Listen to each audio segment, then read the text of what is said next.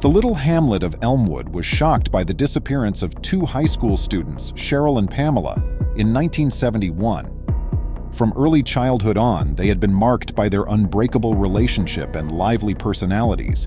When they abruptly vanished, the town was left in a state of shock and grief. Welcome to USA Stories channel. Do not forget to subscribe and activate the bell button to receive all new updates. Now let's go to the story. About their disappearance, many speculations and hypotheses went about. Even after thorough examinations and searches, a persistent shadow remained over Elmwood. Decades have passed since Cheryl and Pamela vanished, and the mystery surrounding their disappearance has been reduced to the status of a tragic folktale that is constantly repeated with little chance of discovery. Harry, a retired mechanic and collector for vintage cars, had a phone call one warm summer day in 2011 that would transform his life. Miles away from Elmwood, he found an abandoned car using a breadcrumb trail. Harry's eyes darted throughout the street, looking for anything that would grab his attention. He saw the vehicle in an instant, a classic 1969 Chevrolet Impala. His initial action was to go up to the car's owner and inquire about it. The owner eventually sold it for a ridiculous amount of money. It seems that his father had owned it but never used it. Harry was excited to get back to his workshop and give the automobile a second lease of life. Harry was in awe of the car's elegance and retro style from the moment he started to restore it. But it had a secret that was lost to time. It was only while he was cleaning out the trunk that he made a genuinely extraordinary discovery. A long-dormant cold case was brought back to life by this. Harry was going through his car's trunk when he brushed across a little lockable box that didn't appear to belong. He was intrigued and apprehensive at the same time as he gingerly took the box out and looked it over. Harry cautiously pried up the box's lid, curious as to what may be within. He would come to regret ever buying the damn car. Harry's pulse raced when he realized where he had seen the automobile before. Two girls were reported missing in a 1971 story. The box creaked and its hinges were coated with rust, but it would not open. His eyes expanded in a moment of astonishment and amazement. Harry Lake had grown up in the little Colorado hamlet of Elmwood, deep in the state's interior. It was largely recognized as a rest station for visitors on way to Denver, despite its picturesque position. As a result, the area's businesses were primarily petrol stations and hotels. Harry observed a distinct gap in the market despite this. As he grew older, he was motivated to fulfill the desire for something that wasn't yet available. From an early age, his father taught him the value of being handy. They worked together to construct shelves and fix faulty pipes, among other things. But one lesson in particular sparked a love for Harry that would last the rest of his life. Harry's father imparted all of the knowledge he could about his cherished Ford Capri to him, and this understanding shaped his whole existence. When Harry was younger, he used to marvel at his father's ability to remove the engine of their old automobile and then painstakingly rebuild it. Harry was forever changed by the sound of the engine, the complicated mechanical motions, and his father's meticulous effort.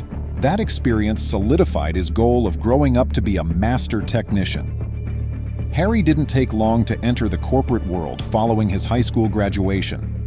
Harry's vehicle repair business appeared extremely promising with his father's help, and he even gained the support of a nearby auto sports team. Elmwood's past was rife with automotive culture, and Harry felt a sense of belonging to that lineage.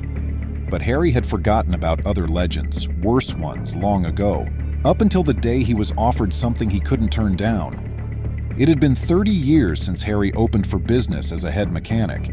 He came to the realization that it was time to retire and hand the reins after all those years of arduous effort and devotion. Harry gave his only son, Adam, the keys of the family firm, since he was the most qualified successor. Adam took care of the customers, but he still stopped by the business every day.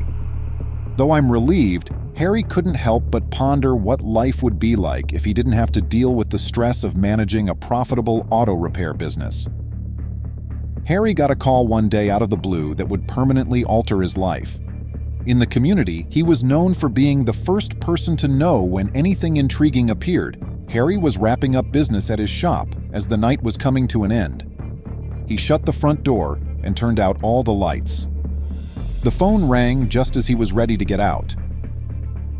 Since the business was officially closed, he first considered ignoring it, but his curiosity overcame him. With a feeling of expectation, he hurried back inside to answer the phone after hastily unlocking the door. His instinct told him not to make the phone call. A man was ready to tell him something really intriguing, something he couldn't resist, on the other end of the telephone. It seems that a nearby community had seen the sighting of a Chevrolet Impala.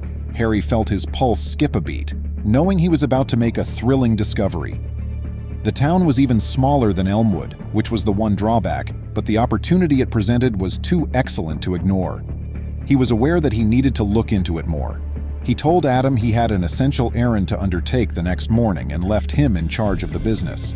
It was a solid 2 hours trip to the next town over, so Harry hooked a trailer to his truck and headed there.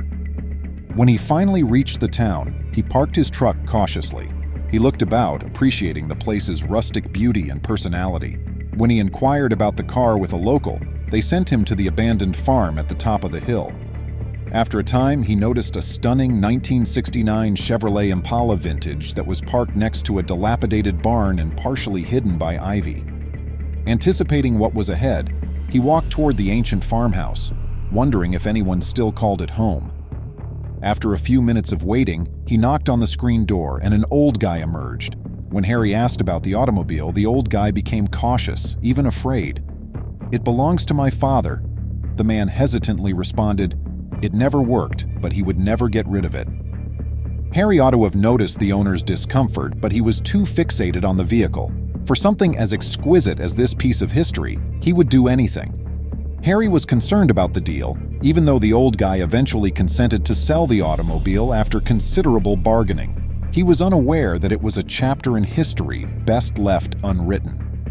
Harry was giddy with delight as he pulled the classic automobile back to his workshop. He was eager to see it return to its former splendor. He was eager to go to work on painting the automobile, repairing the inside, and rebuilding the engine. He was astounded by the car's classic style and gorgeous design as he studied the outside. But the more he examined it, the more unsettling it seemed to him. Now that the automobile was exposed and easier for him to see, it was no longer concealed by a dense growth of ivy. Harry could not get rid of the uneasy sensation he had. When he'd bought the car, Harry had been blind. He had always had a thing for old automobiles, particularly Chevrolets. It would be a unique opportunity for bonding. Harry and Adam cleaned every nook and cranny with great diligence. As they drove along, Harry was filled with anticipation and delight as the automobile started to show off its previous splendor. A recollection reappeared out of nowhere, clouding Harry's joy. He recalled the disturbing string of instances that had rocked the state in the early 1970s. His thoughts turned to the young girls who had vanished. One unsettling parallel ran throughout all the cases, a classic Chevy that matched the one Harry and Adam were working on. Yes, Harry's imagination replayed the gory details of the scenario behind the disappearances of the girls. He started to doubt the sensibleness of his buy. He questioned whether he and Adam were interfering with possible police evidence by washing the automobile. His mounting anxiety was heightened by the peculiarities of the transaction and the state of the automobile. Harry spent that evening at his computer, searching through old copies of police reports and local newspapers. His pulse raced as he came upon headlines about the disappearances and the possible connection to a Chevy that looked much like his. Harry shuddered as he saw the startling parallels between the car's color and model. He kept reading, and every new detail he learned made his stomach turn. Harry woke up the following morning with a sensation of dread that would not go away. Adam volunteered to handle the restoration as he sensed his father's discomfort, but Harry declined. Their mutual excitement for the endeavor was dampened by the car's imposing presence. Harry made a startling discovery when they were working on the automobile. Beneath the filth and deterioration, he discovered an odd-looking chamber in the trunk. He found a little box inside with personal belongings in it, including a bracelet, a necklace, and a piece of corroded plastic that looked like a driver's license. Harry froze, his blood pounding with fear. To see what he was carrying, his son came. "Are you okay, Dad?" Adam inquired. Harry said, "I am," but his voice was trembling. He took a step back from the automobile and picked up the box. They had discovered the girl's possessions by accident. They had permanently vanished. It was an easy plan. Gather cans, recycle them, and use them again to get money. The 12-year-old simple concept has the potential to make her a fortune. As soon as she implemented her strategy, the money began to flow in. She was unaware that she was being observed intently. That a 7th grader developed such a thorough strategy is astounding. It looked absurd at first since it was such a big notion for a 12-year-old. However, the authorities showed up at her house with handcuffs ready less than a year later. Remarkably, recycling brought in $7.6 million for the family. Who would have thought? Christy saw how filthy their kitchen was one Saturday morning. Her mother Elsie, her older siblings Mary and Kyle, and themselves were cleaning house. 3 trash cans full of rubbish were regularly emptied by Alan and Christy. They're drying out one of the bins, and Alan said, "This is a lot of garbage." He had no idea what his twin was thinking. "Yes," Christy said in a cool response. She didn't understand why her mother and elder siblings didn't dump all of the garbage in one container, but instead segregated it. His statement, which made her brother laugh, was, "Mary and Kyle are sorting trash because some needs to be recycled." That in itself set Christy ablaze. Christy was not unfamiliar with recycling, but she had never truly considered it in this way. She read all she could find on recycling for 3 hours that evening. She was shocked to learn that there is rubbish in certain regions of the ocean twice the size of Texas. The ecology was being destroyed by the burning of rubbish. Every day, large areas of land, lakes, and rivers are being contaminated all across the world. One of the best strategies to lessen these negative impacts was recycling. The 12-year-old made several discoveries in addition to this one. Recycling might be a profitable endeavor in Christy's state. Her youthful intellect had no trouble understanding the procedure. She nonetheless gave her older sister a call and made some inquiries. Mary was taken aback by her sister's sudden enthusiasm for recycling, but she didn't waste time in explaining how it worked. In California, consumers are required to pay an additional 5 to 10 cents for California redemption value when they purchase an aluminum or plastic bottle. If the customer returns these goods to any recycling facility in the state, they will receive their money back. The 12-year-old had half of what she would need to launch her lucrative venture by the time her study was over. Christy slept poorly that night. She considered all the recyclables that her house typically produced on a Saturday morning. Should a solitary can or bottle ensure her 5 to 10 cents, it would only take around 20 of them to provide $1. That sum might not seem like much, but for a 12-year-old like Christy, it was a fortune. The next morning, Christy awoke for the first time in her short life around 4 a.m., running to the family computer. She carried on with her investigation. She had mentally prepared a list of the things she would purchase with her recycling funds. She wanted a beauty kit for Mary, a couple of computer games for Kyle and Alan, and a few clothes and dolls for herself. She wanted to prove to her parents that she could afford things by taking them out for a picnic. She had no idea what she was going to discover. Though Christy had a lot of ideas about what to acquire, she needed to start her surgery first.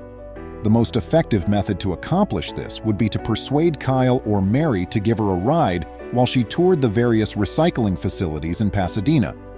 She, Kyle, and Mary were touring recycling facilities around the city by 9 a.m. Christy was graciously given the opportunity to observe all of the procedures that are carried out in recycling facilities, from sorting and packing to transporting. They described how each thing operated. Christy launched a neighborhood-wide collection drive for the next week. Her parents were pleased to see how hard she was working on this new project. Christy gathered enough recyclable rubbish by the end of the first week to fill her sister's car's trunk. The two drove the cans to the Pasadena recycling facility after carefully packaging them. When Christy received her $120 for her haul from the center, Mary was blown away. That was enough to get the family a pizza and get Christy one of her most desired dolls. Although everyone believed she had abandoned her addiction, she had only just started. Alan, her twin, had joined her by now after seeing the recycling concept was viable. By the end of the week, they had earned $200 between them and the respect of their neighbors. Christy found that the job was too time-consuming, especially with school, as they continued to gather money. She pondered over a solution and quickly came up with a more ambitious one. Christy and Alan continued to gather recyclables for several weeks, but Christy refrained from purchasing dolls or outfits with her earnings. She handed Alan and her pals some money for their assistance. Although the family believed she was keeping money for herself, she was really preparing an event that would land them all in legal hot water. After a few weeks, Mary was asked by Christy whether she could assist her with creating an online bank account. "What is it for?" Mary inquired. "Not really much," Christy said. "I just want to save the cash I'm making." Mary offered to acquire her sister a piggy bank, but her sister had higher expectations. She requested that Mary make an account in her name and provide her with the login information. Christy could do very little or nothing with a new bank account for a 12-year-old. Mary created the least demanding account that would also cause the least amount of bother in the unlikely event that something went wrong, knowing that she would be secure. She did not, however, provide her sister the login information. Rather, she assisted Christy in connecting the account to an internet-based platform where the recycling facilities would be making the recycling cash deposits. After that, she forgot about it entirely. However, after a few months, she noticed Christy was laughing and perspiring while sitting in front of the family computer. "Christy, are you okay?" Christy turned the computer screen to face Mary, as she requested. Mary nearly leaped back upon seeing what she did, her eyebrows raised and her lips parted. "How?" she inquired. The balance of the bank account she created was displayed on the screen. How had the bank been notified of any of this? How could they let this happen? Is it a bug? Christy scowled in response to Mary's question. "It has been growing ever since you gave me the account," she said. Mary was astounded to see the figure of $7.6 million on the screen. After she hurried to contact their parents, the entire family spent the next 60 minutes attempting to figure out what had transpired from when they had left her to pick up cans to the present. However, the police showed up first. They had previously been approached by the bank over the substantial monthly deposits into the account. Before the family realized what was going on, sirens were blaring and the area was covered in red, blue, and other lights. The authorities knocked on the door a few minutes later.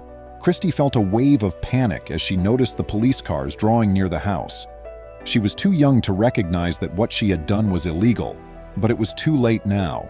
She was questioned by the police on the business and the substantial profits she had made. 5 hours of interrogation later, Christy eventually opened up. She clarified that she had established contacts around the state throughout the previous few months. She pretended to be an adult and used the money she had initially saved to contact someone in Arizona.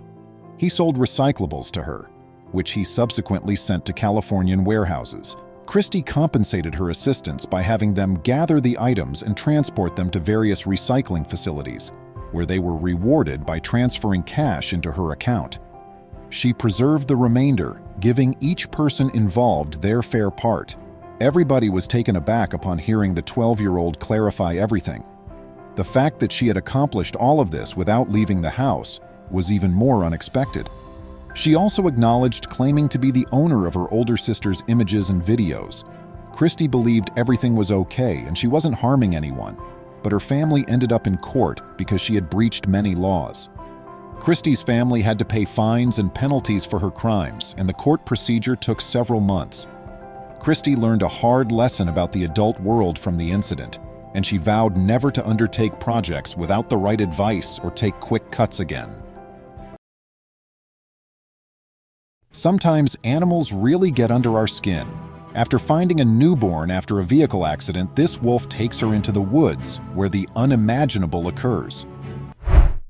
The sound of a car tumbling down the edge of an embankment had silenced the birds and the noises of the woods, creating an unearthly calm. The woman behind the wheel lost control of the automobile after one of the tires blew. It left the road and began to roll down the little slope until it struck the gravel. The woman was hurled from the vehicle. A baby was wailing, glass was cracking, and there was the sound of metal breaking and bending. At last, the vehicle stopped, and silence descended. The infant had even stopped wailing, as if she was shocked. The woman was unconscious, but she did groan. She couldn't concentrate long enough to wake herself awake, even though she was in agony and frightened for her child. The air was heavy with smoke. The infant was still buckled up in the car seat, even though it was partially removed from the vehicle. It was lying face down. Then, all of a sudden, an odd event occurred.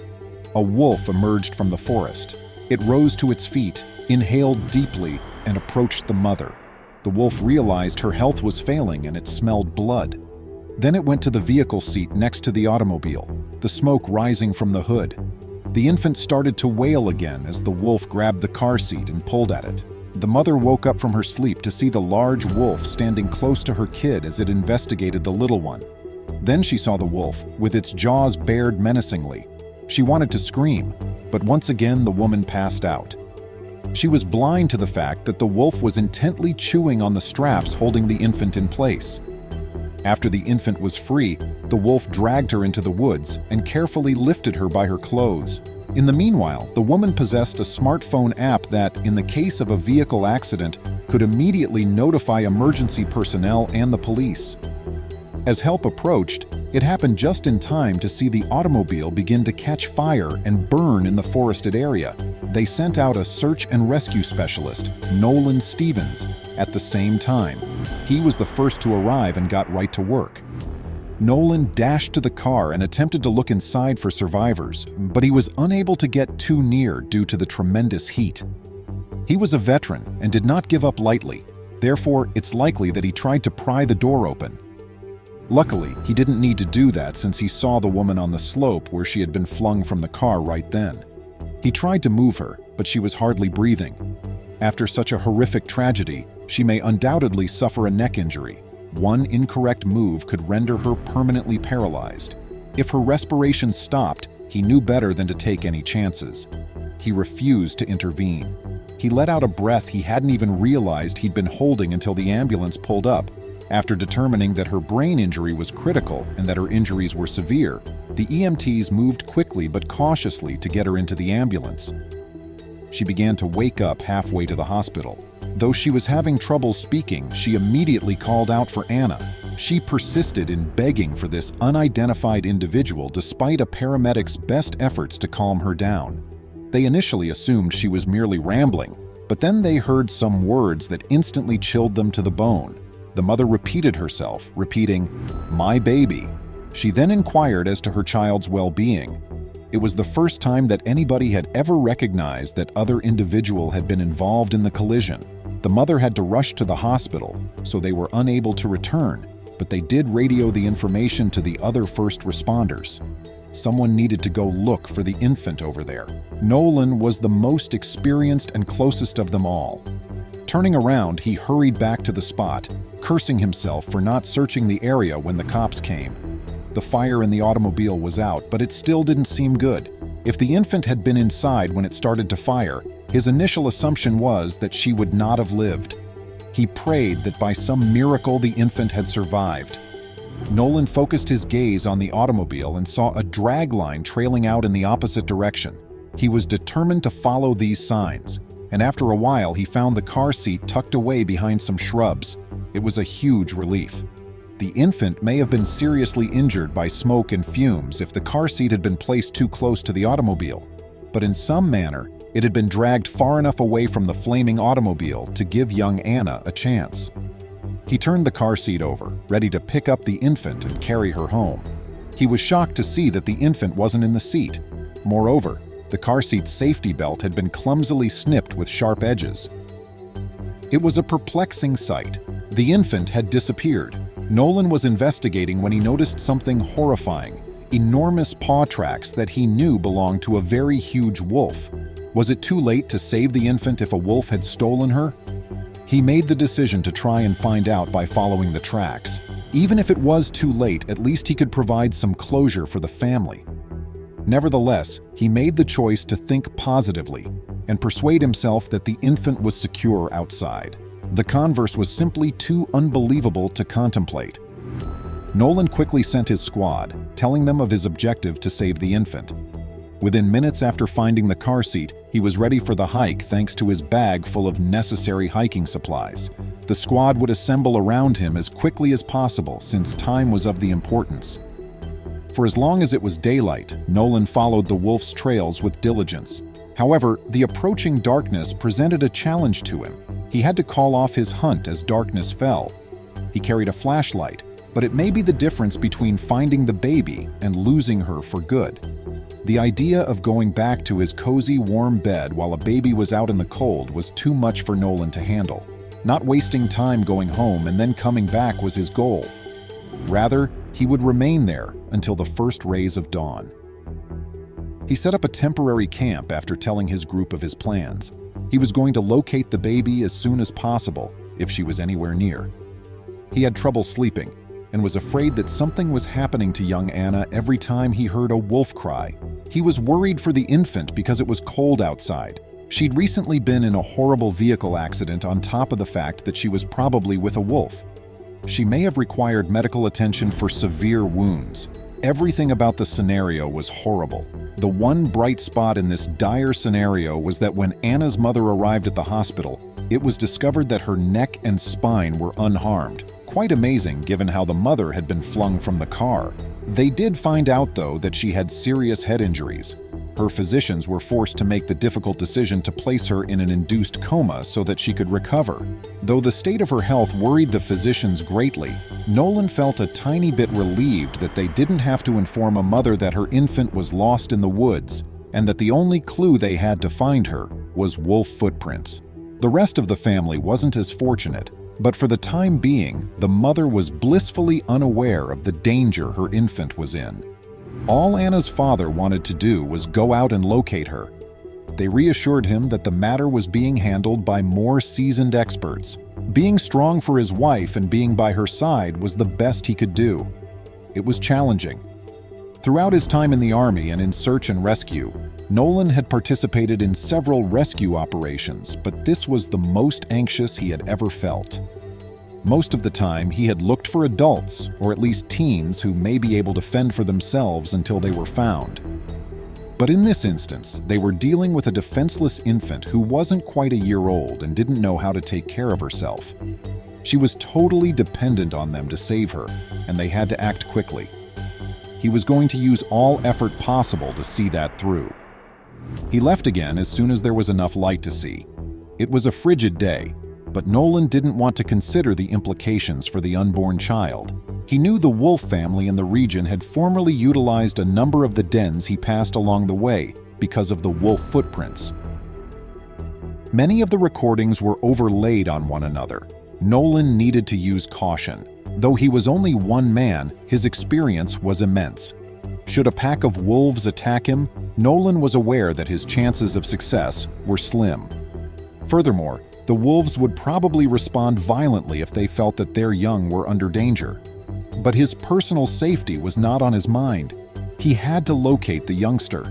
His hands shaking and his pulse pounding, he carefully shone his flashlight inside the den, fearing for his life as well as the wolves' possible discovery. He was afraid of what would happen if he found the kid, even as he wanted to discover it. What kind of physical state would she be in? Would their hearts be forever scarred by this accident? It was a possibility he could not deny, but he had to force himself to go past his emotions and continue. The first den was left unattended. The entrance was even covered with spider webs. It had not been used by the wolves recently. With every den in the vicinity, he failed. All it had done was steal part of his time he could have spent looking for her. An already terrible day was made worse by the fact that he had to pass their dens. It was difficult to determine which of the paw prints belonged to the wolf he had been pursuing since they overlapped. There was no way he could lose the tracks now, or there would be no chance left for them. He returned to the spot where he'd last seen the footprints and proceeded further with caution, keeping close to the wolf he was pursuing. Eventually, he emerged from the other side, still aware of the paw prints to avoid. He might follow along. The land began to seem a lot more familiar as he went forward. Even though he had come from the other side of the forest, he had undoubtedly been in this location before. He had even rescued a group of adventure-seeking teens in these woods previously. You might easily get lost in the woods if you weren't cautious, even if it appeared like a fairly straightforward trek. Officials from the park erected a few huts with rudimentary amenities all over the region for precisely that reason. In this manner, when camping got too chilly, folks could simply utilize the cabin as a comfortable place to stay or stock up if they were running low on supplies. But that was of no use to Nolan now. Cabins of safety are not precisely known to wolves. Or are they? Not that there were usually many people in those cabins, but the tracks weren't directing Nolan in their direction. They brought him up into the mountains instead.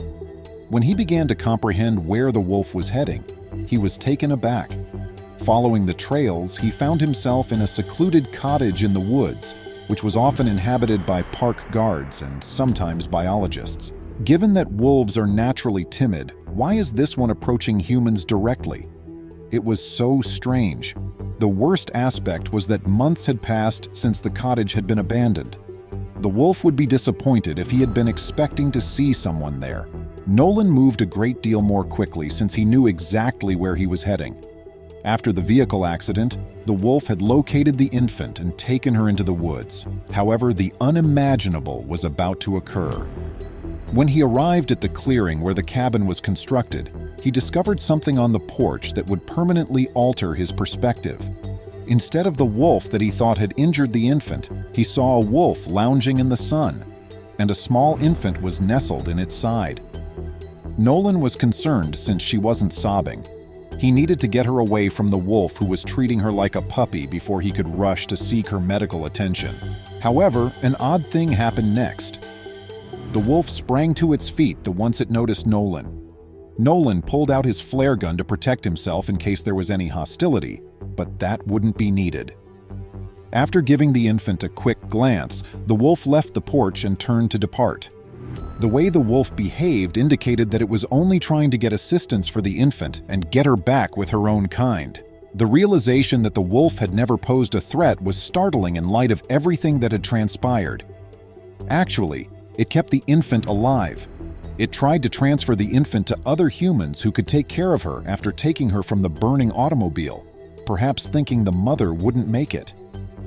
At the edge of the woodland, the wolf stopped and stared at the infant for a short while before turning and walking away. Nolan hurried over to the infant. The infant remained cozy even though the day was really chilly. She'd not frozen thanks to the wolf's comforting embrace. It was astounding how much empathy this wolf had displayed. Still, that did not imply the infant was secure. She was bruised from the automobile accident, but she had no bite marks or other signs that the wolf had been hard with her. What if she was hurt inside? They needed to get her over to the hospital right away. The infant stopped breathing, which was a horrible event that occurred immediately after Nolan had taken her up. She needed aid urgently. There was no time to trek out of the woods with her. Nolan started mouth-to-mouth resuscitation right away. Her pulse was still there, but it was quite weak, so Nolan was relieved that compressions weren't needed. He was worried he might hurt her more by mistake because of his stature. The toddler took a few breaths and began breathing normally again. There were no shortcuts used by Nolan. After making a distress call, he picked up the infant and went to a nearby clearing. After a short amount of walking, he turned to face the wolf who was after them. The animal nevertheless appeared to be concerned about the welfare of the unborn child. It should have been unpleasant to be the target of a wolf stalker, but it was consoling to Nolan in an odd way. It gave him the impression that he wasn't the only one shouldering this heavy burden of raising this small child. Despite having been in numerous stressful circumstances and saving many lives throughout his tenure in the Army, Nolan had never felt more terrified than he did as he looked down at the little, vulnerable young girl in his arms. When the helicopter carrying paramedics finally came, it was a huge relief. Nolan might give the baby to them, and they would take her to the hospital, where her worried relatives would be waiting for her. The infant suffered a few minor wounds, but they were all quickly treated. However, that might not have happened if a man and a wolf hadn't intervened. When the mother's artificial coma was lifted a few days later, she saw her husband's face, who was holding Anna, right away. The infant was contentedly sucking on her hands, as flawless as a newborn could be. The mother was going to fully recover and the baby was safe. A later request was made to personally thank Nolan in person. The sight of the smiling, content infant nestled in her mother's arms drove the large guy to tears.